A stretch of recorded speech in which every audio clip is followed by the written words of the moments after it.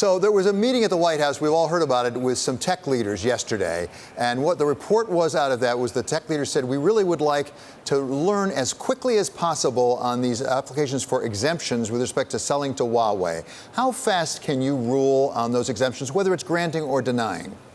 Well, first of all, what the semiconductor people actually said was they understand the process we're following, they agree with the process, and they voiced no complaint about it. They know that in some cases, the applications have just been filed. A few of them said they haven't even gotten their applications in yet. So we will deal with them very promptly.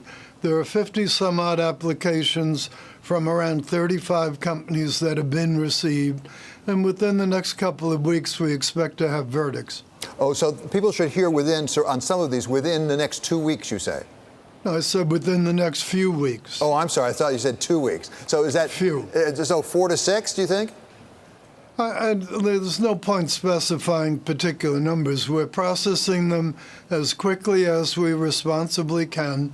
Some of the potential applications the people acknowledged at the meeting, they haven't even filed yet. Mm-hmm. So the notion that we can set an exact date by which we will come to a conclusion on all the applications is silly. We don't even have them all. Further, there's an interagency process. Commerce leads it, but it also involves Department of State, it involves Department of Defense, and Department of Energy.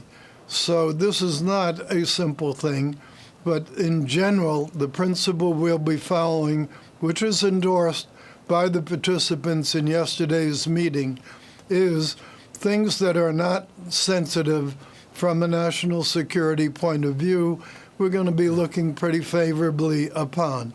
Those that are sensitive are in a different category, and we have to be very, very careful about them.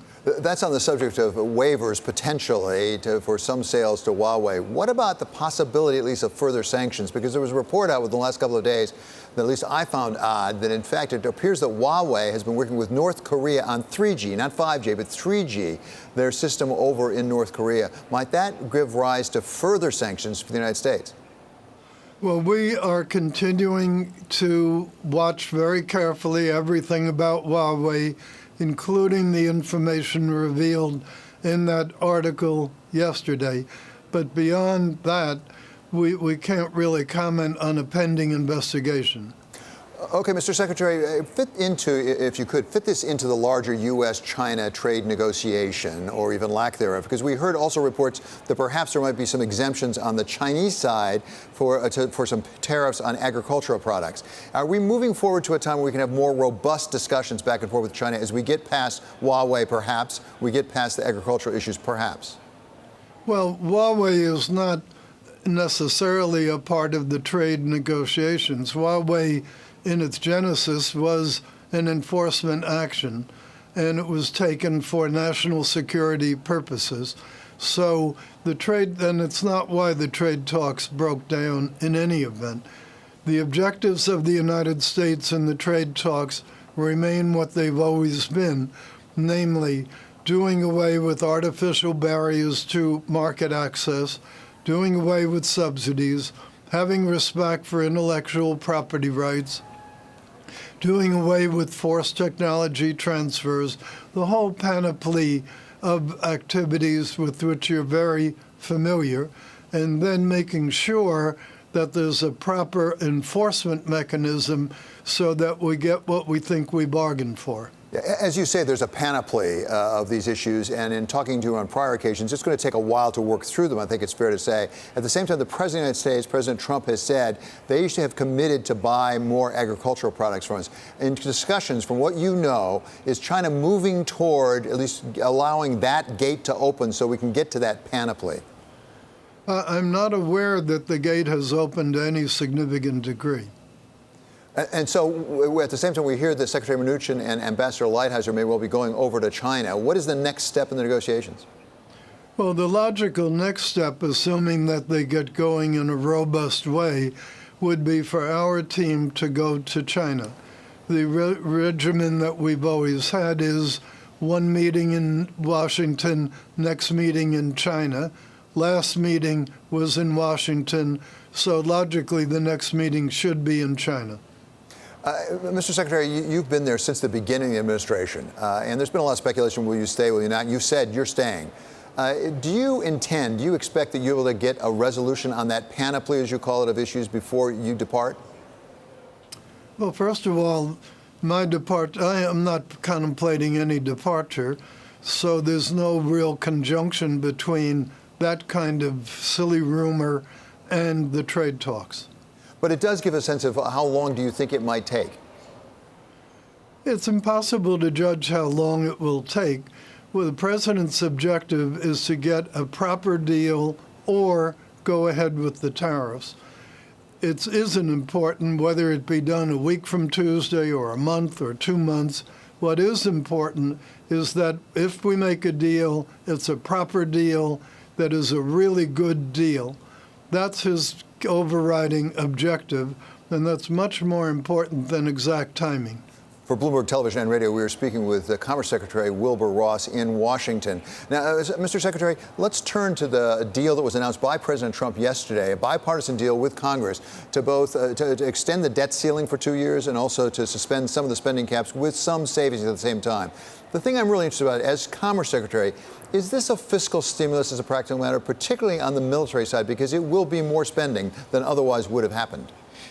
Well, I think what's important is making that deal more or less depoliticized, at least for the moment, the situation. And I think that's good.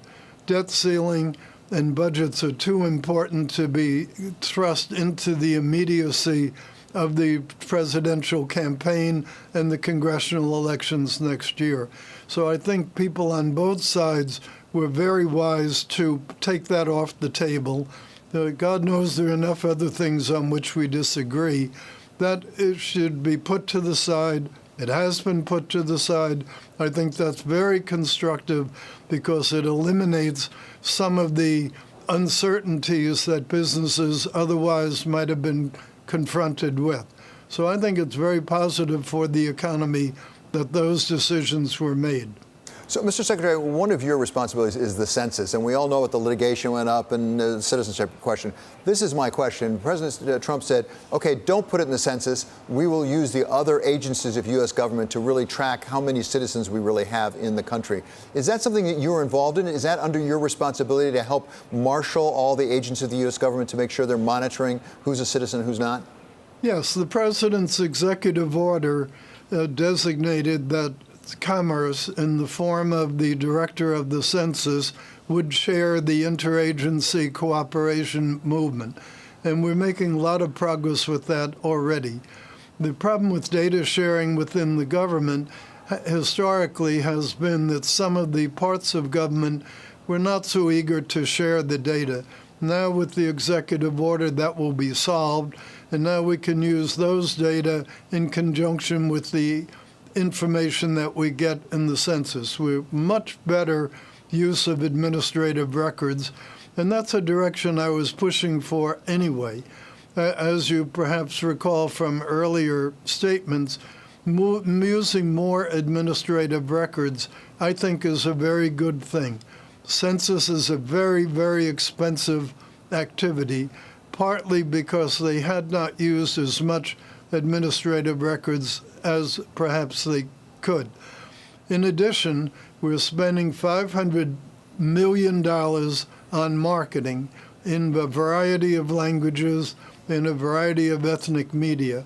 That's up from $375 million in the 2020 census. So we're making a real effort to get as complete and accurate a census as we can. Is it also faster than going through the census process? And that is to say, do you have an estimate about when you actually will have some numbers for the president? Well, we have to have the numbers to him during calendar year 2020, and that will occur. In terms of the speeding it up, what's really going to be helpful, we think, is we've added internet as a response medium, not instead of the historic ones of paper and telephone, but in addition. And in the tests that we made in Providence, a majority of the responses actually did come in over internet. For many people, that's a more convenient way to do it. But we're not requiring internet response. We're simply adding it. We're also adding much more rigorous call centers and outbound calling in order to encourage people to cooperate. And finally, we have an extremely robust, much more robust than in 2010, process for enlisting trusted community organizations to be our partners in encouraging people to participate in the census. And we have gotten virtually all states to form jointly with us complete count committees. That's far up from the efforts that were made in 2010. So I'm very proud that we've taken an awful lot of measures to make the census the most accurate and complete that we can.